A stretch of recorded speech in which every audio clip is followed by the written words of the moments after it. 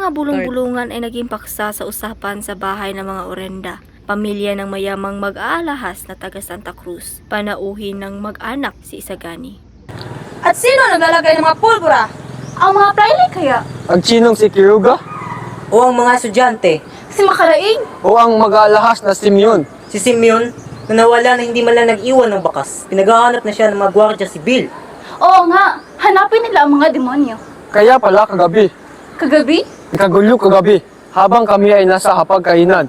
Alam para na isang general ay biglang nawala at biglang namatay. Handog pa na ni Simeon. Isang magnanakaw? Tauhan kaya ng kamay na itim? Hindi ba nahuli? Tumalon at wala nakakilala sa kanya. Sabi pa ng iba, isa itong Indio, o isang Kastila, o isang Chino. Ang lamparang iyon na magpapasabog sa buong bahay. Sayang, kundi sa magnanakaw na yon, namatay na lahat. Tumindig si Isagani, lumalakad-lakad. Kailanman ay hindi naging mabuti ang kumuha ng hindi sariling ari.